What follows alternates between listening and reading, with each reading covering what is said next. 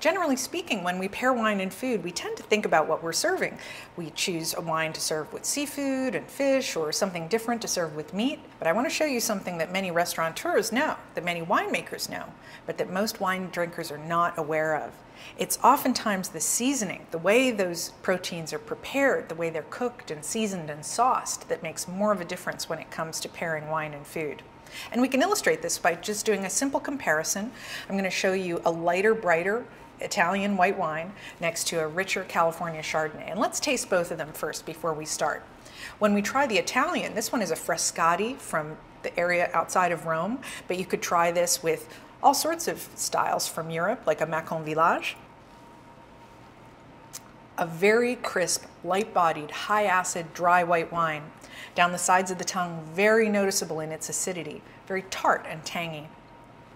When we compare this to the California wine, we have a very different flavor experience because here we have quite a lot more aromatics, a barrel fermented style, so noticeably oaky, and on the palate, much lower in acidity and higher in alcohol, so thicker and richer in texture. Whether either one of these is your personal preference, I can show you how it's going to work differently with different kinds of food, just by coming in with things like lemon and butter to show you how your senses operate, because it's all about the food chemistry when it comes to wine and food pairing. Wine number one, our Italian wine, seemed a little too tart by itself, but all we need to do to show you how to cut that acidity is to try a little taste of lemon. You don't need to eat it, but just touch it to your tongue to get a sense of that zing that you get when you put lemons in your mouth. Come back to the same wine, and it seems dramatically less sour the second time. It's fascinating. Our senses cannot process two sources of acidity. In the presence of something that's even more sour, like the lemon, our Frascati is dramatically reduced in sourness.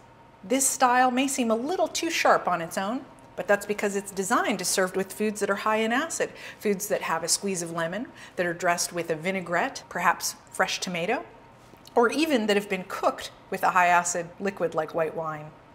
That's exactly what this style of wine is designed to do in terms of pairing. It pairs brilliantly with other high acid foods.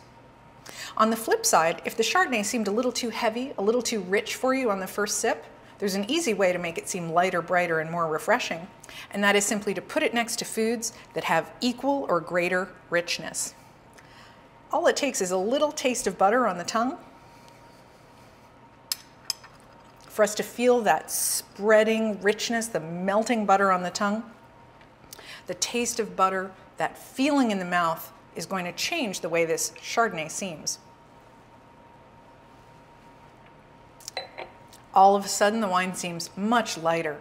It seems brighter, more refreshing, simply because it's compared to, being put next to, a food experience that feels more rich and unctuous in the mouth.